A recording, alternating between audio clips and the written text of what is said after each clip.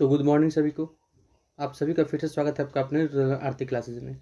आज हम देखेंगे एयरफोर्स वाई ग्रुप। अब इसको वाई ग्रुप नहीं कहेंगे।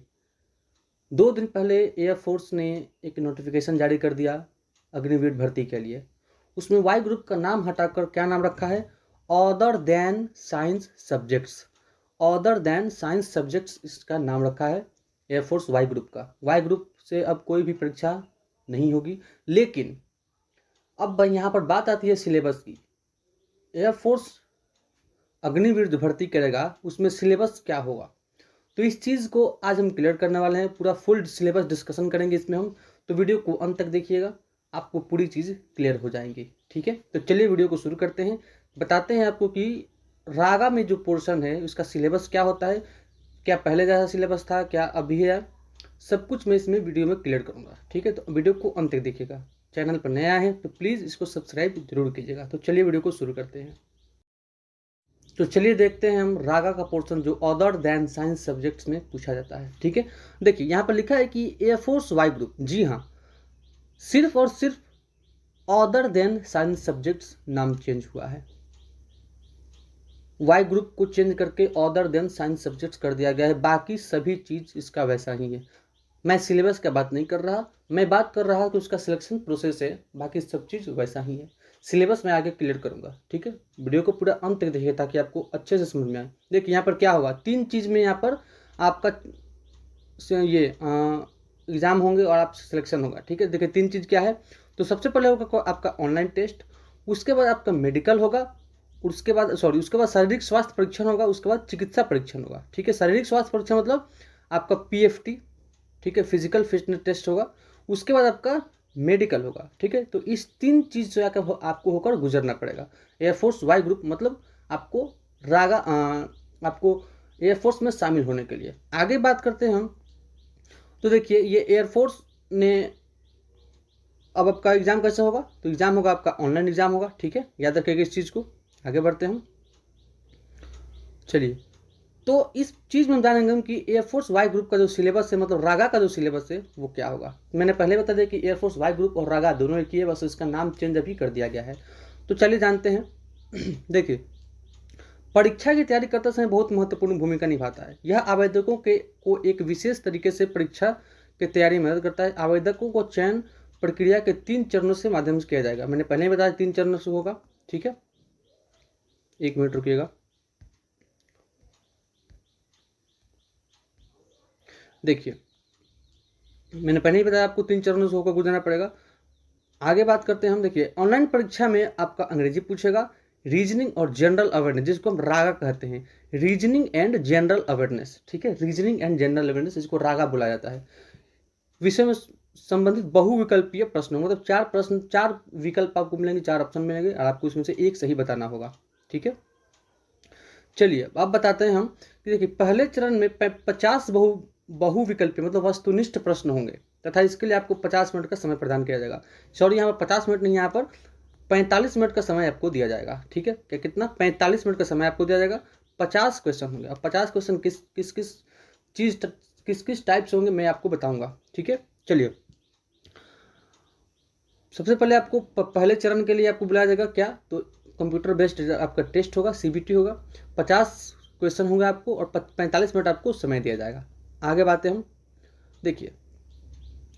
अब देखिए कौन सब्जेक्ट से कितना क्वेश्चन रहेगा, ये बात जानते हैं। तो देखिए आपको 3 सब्जेक्ट इसमें रहेंगे। ठीक है, 3 मैंने पहले बताया 3 सब्जेक्ट रहेंगे। क्या क्या, तो इंग्लिश और दो सब्जेक्ट, इंग्लिश और रीजनिंग एंड जनरल अवेयरनेस। ठीक है, इस तरह से आपको 2 सब्जेक्ट आपको देखने को मिलेंगे इसमें।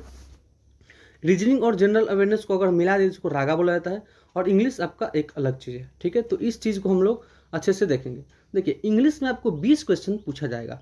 ठीक है, इंग्लिश में आपको 20 क्वेश्चन पूछा जाएगा और जबकि रीजनिंग और जनरल अवेयरनेस मिलाकर आपको 30 क्वेश्चन पूछा जाएगा। इस तरह से आपको टोटल 50 क्वेश्चन होते हैं और 50 मार्क्स के क्वेश्चन पूछे जाएंगे।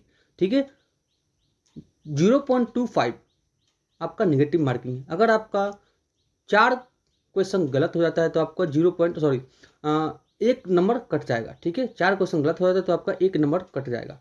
ठीक है, आगे बात करते हैं हम। अब मैं बताऊंगा कि इंग्लिश में कौन कौन पोर्शन सबसे अधिक महत्वपूर्ण है और रीजनिंग में सबसे अधिक कौन सा पोर्शन सबसे महत्वपूर्ण, मतलब कौन सा टॉपिक आप पढ़ेंगे कि जिससे आपके डायरेक्ट सवाल लड़ जाएं। ठीक है, चलिए आगे बात करते हैं हम। देखिए, मैं फिर से बता दूं कि लिखित परीक्षा जो होगी वो कंप्यूटर पर होगी, जबकि कंप्यूटर बेस्ड जिन्होंने एयरफोर्स XY ग्रुप का जो एग्जाम दिए होंगे वो पता होगा उनको। लिखित परीक्षा जो होगी वो कंप्यूटर पर होगी। इस परीक्षा में कुल 50% प्रश्न पूछे जाएंगे और लिखित परीक्षा की अवधि 45 मिनट होगी, नॉट 50 मिनट, 45 मिनट होगी। ठीक है, कितना? 45 मिनट। इस परीक्षा में निगेटिव मार्क 0.25 का प्रावधान किया गया है, मतलब प्रत्येक सही उत्तर के लिए 1 अंक दिया जाएगा। प्रत्येक, अगर आपका एक सही उत्तर है तो आपको 1 अंक दिया जाएगा, अगर आपका 4 गलत हो गया तो आपका 1 अंक काट लिया जाएगा। ठीक है, इस चीज़ को आप अच्छे से समझ गए होंगे। अब बात करते हैं हम कि कहाँ से कौन सा क्वेश्चन पूछे जाते हैं। ठीक है, कहाँ से कितने क्वेश्चन पूछे जाते हैं और कौन सा सबसे अधिक पोर्शन, सबसे अधिक टॉपिक महत्वपूर्ण है। ठीक है, तो सबसे बात करेंगे हम इंग्लिश के बारे में, मतलब इंग्लिश में ग्रामर के बारे में बात करेंगे हम। ठीक है, देखिए ग्रामर में आपको स्पेलिंग्स, वर्ड फॉर्मेशन मतलब क्या? वर्ड बनाने। ठीक है, word formation, antonym, synonyms, one word substitution, correct usage of article, मतलब यहाँ पर आर्टिकल के बारे में पूछेगा, ए, एन और द के बारे में। ठीक है, बात करते हैं आगे हम। प्रीपोजिशन बहुत ही इंपॉर्टेंट चैप्टर है ये। प्रीपोजिशन के बारे में आपसे पूछेगा ये। ठीक है, कौन? तो एयरफोर्स वाई ग्रुप रागा के बारे में, इंग्लिश का हम बात कर रहे हैं। ठीक है, आपका पूछेगा correct uses of adjective, degrees of comparison. ठीक है, correct use of conjunction, correct uses of noun and pronoun, मतलब आप ग्रामर में लगभग सारा का सारा टॉपिक इंपॉर्टेंट, लेकिन सबसे इंपॉर्टेंट क्या है? तो इसमें प्रीपोजिशन सबसे इंपॉर्टेंट और आर्टिकल सबसे इंपॉर्टेंट हो जाता है। चलिए आगे बात करते हैं। यहाँ पूछेगा सिंगुलर प्लूरल के बारे में पूछेगा, सिंगुलर और प्लूरल के बारे में पूछेगा, जैसे कि हिडन का सिंगुलर प्लूरल क्या होता है ये पूछ देगा। ठीक है, बात करते हैं आगे। Words which are commonly getting confuse, मतलब कंफ्यूजिंग वर्ड्स आपसे पूछेगा, कंफ्यूजिंग वर्ड। ठीक है, बात करते हैं आगे हम। वर्ड ऑर्डर, वर्ड ऑर्डर भी आपसे पूछेगा। चलिए आगे बात करते हैं। अब पूछेगा ग्रामर में आपका कौन सा सब्जेक्ट रह गया? तो adverb, correct usage of adverb भी आपसे पूछा जाएगा। ठीक है, चलिए अब बात करते हैं इंग्लिश में कंप्रीहेंशन में। ठीक है, कंप्रीहेंशन में क्या पूछा जाएगा? तो कंप्रीहेंशन में पूछा जाएगा आपसे टू जज कंप्रीहेंशन, ड्राइंग ऑफ इन्फ्रेंशंस और यूज ऑफ वोकेबुलरी। ठीक है, ये इतना इंपॉर्टेंट नहीं है, लेकिन मैं बताऊंगा आगे कि इसमें से सबसे इंपॉर्टेंट कौन सा है और कहाँ से आपको पढ़ें कि सबसे मतलब आप डायरेक्ट सवाल वहाँ से लड़ जाए। ठीक है, तो इतना अभी तक आप वीडियो देख रहे हैं तो भाई वीडियो को पूरा अंत तक देखिएगा। अब बात करते हैं हम कंपोजिशन के बारे में। Agreement of subject with verb, मतलब subject agreement, subject verb agreement पूछा जाए। ठीक है, सब्जेक्ट वर्ब एग्रीमेंट ये बहुत इंपॉर्टेंट चैप्टर है, सुपर इंपॉर्टेंट ये चैप्टर है। ठीक है, subject verb agreement, pattern of verb in their use, sequence of tenses, transformation sequence, compound, complex, simple, negative, affirmative, ये आपसे पूछा जाएगा। एक्टिव और पैसिव वॉइस ये बहुत ही इंपॉर्टेंट चैप्टर है ये। ठीक है, ईडियम्स एंड फ्रेसेस, ये हम बात करें वोकेबुलरी में तो ये वोकेबुलरी में आ जाता है। ईडियम्स और फ्रेसेस ये आपसे 2 से 3 क्वेश्चन आपको देखने को मिल जाएंगे 20 मार्क्स में। ठीक है, इंग्लिश के 20 मार्क्स में। आगे बात करते हैं नरेशन। नरेशन बहुत इंपॉर्टेंट चैप्टर है, इसमें से आपको 1 क्वेश्चन देखने को मिल जाता है। ठीक है, तो ये बहुत इंपॉर्टेंट है, इसको छोड़ नहीं सकते हम। अब यहाँ पर हमारा इंग्लिश का पोर्शन कंप्लीट होता है। अब बात करते हैं हम रागा के बारे में, रीजनिंग एंड जनरल अवेयरनेस के बारे में बात करेंगे हम, इसमें क्या क्या पूछा जाता है। तो चलिए बात करते हैं। देखिए इसमें फिर से बता दूं कि इसमें 30 क्वेश्चन पूछा जाता है।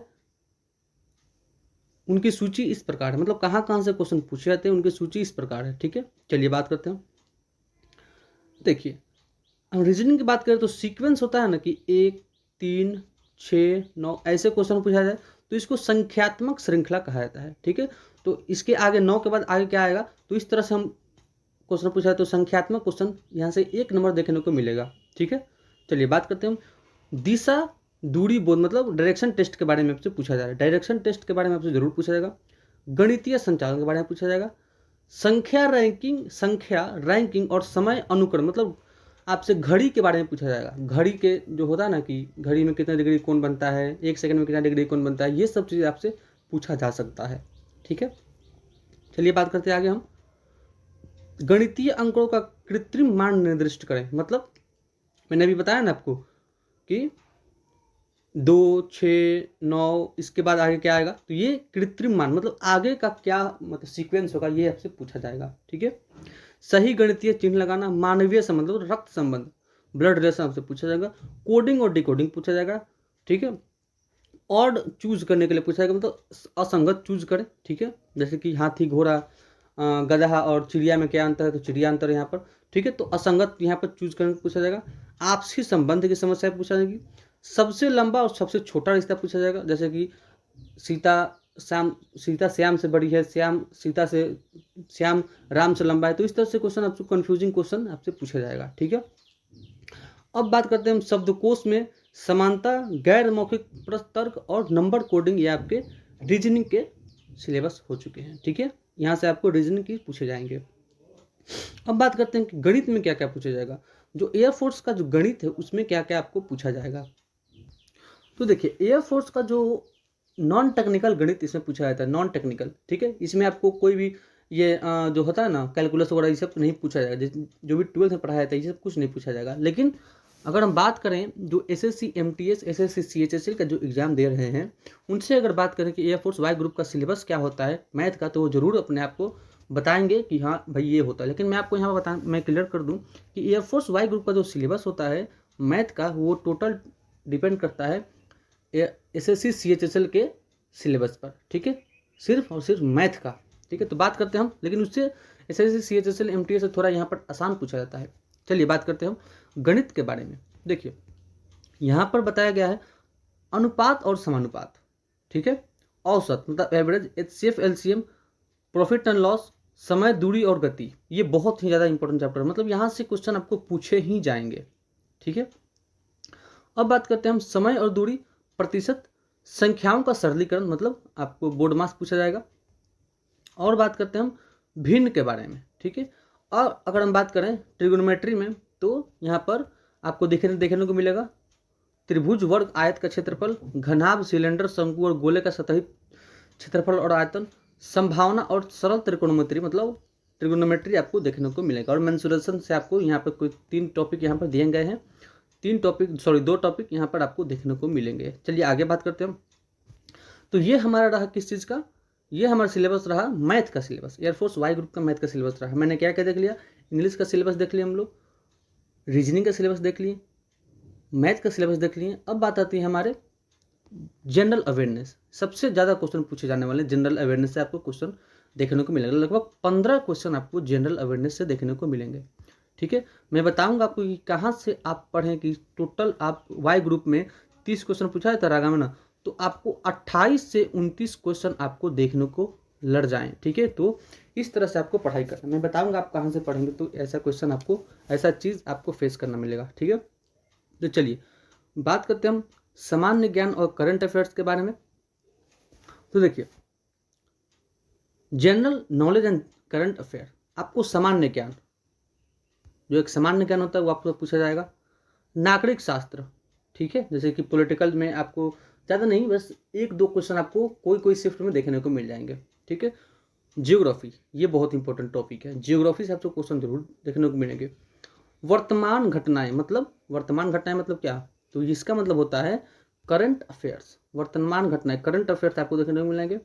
इतिहास, हिस्ट्री और बुनियादी कंप्यूटर संचालन मतलब कंप्यूटर के बारे में जो ऊपरी चीज़ है, छोटा मोटा मतलब ज़्यादा अंदर नहीं, ऊपरी, जैसे कि कंप्यूटर का दिमाग क्या होता है, मॉनिटर किसे कहते हैं, माउस किसे कहते हैं, ये सब आपको देखने को मिल जाएंगे यहाँ पर। ठीक है, तो बुनियादी कंप्यूटर संचालन आपको देखने को यहाँ पर मिल जाएगा। तो अभी तक हमारा यहाँ पर कंप्लीट हुआ रागा का पोर्शन। ठीक है, रागा का पोर्शन हम लोग कंप्लीट कर, रागा और इंग्लिश का पोर्शन हम लोगों ने कंप्लीट देख लिया है। ठीक है, मैंने बताया था आपको कि मैं कंप्लीट डिस्कशन करूंगा एयरफोर्स वाई ग्रुप के जो रागा का पोर्शन है। ठीक है, other than science subjects, Y group का नाम चेंज कर दिया गया है। तो यहाँ पर हमने देखा कि रागा का क्या क्या पूछा जाता है। ठीक है, तो उम्मीद है आप लोगों को अच्छे से समझ में आ गया होगा, और जिन्होंने भी चैनल सब्सक्राइब नहीं किया जरूर कर लें। मैं अब बताऊंगा कि कहाँ से आप लोग इस चीज़ को कवर करेंगे। ठीक है, तो जी हाँ, मैं जो बोलने वाला हूँ आप सही सुनेंगे बिल्कुल। यहाँ से इसी चैनल पर आपको टोटल की टोटल क्लासेस आपको देखने को मिलेंगी, चाहे वो इंग्लिश का हो, चाहे वो जीके का हो, या फिर करंट अफेयर्स का हो, या फिर मैथ का हो, ठीक है, सब कुछ आपको इस चैनल पर, वाई ग्रुप को आपको इस चैनल पर कंप्लीट किया जाएगा, ठीक है। वाई ग्रुप को इस चैनल पर आप कंप्लीट किया जाएगा। तो जिन लोगों ने चैनल को सब्सक्राइब नहीं किया है तो ज़रूर कर लें। कल से आपका क्लासेस शुरू हो रही हैं, क्योंकि एयरफोर्स ने अपना नोटिफिकेशन जारी कर दिया है। 24 जुलाई को आपका एग्ज़ाम है और 24 जून से आपका फॉर्म को फिल करने का डेट आ चुका है। आप वहाँ से फॉर्म को फिल कर सकते हैं 24 जून से, ठीक है। तो आपका ठीक 1 मंथ बाद आपका एग्ज़ाम होगा। 1 मंथ में हमको ऐसा पढ़ लेना है जैसे कि हम वाई ग्रुप में 50 क्वेश्चन होता है तो 50 क्वेश्चन लगभग 45 प्लस हम इसको सही करें, ठीक है। तो इस तरह से हमको पढ़ना है। तो चैनल जरूर सब्सक्राइब कीजिएगा, ठीक है। क्लासेस जल्द ही, कल से जल्द ही स्टार्ट हो जाएंगी, ठीक है। तो भाई चलिए मिलते हैं एक नए वीडियो में। इस वीडियो को जितना हो सके उतना शेयर कीजिएगा। यहाँ तक बने रहने के लिए बहुत बहुत धन्यवाद। जय हिंद, जय भारत।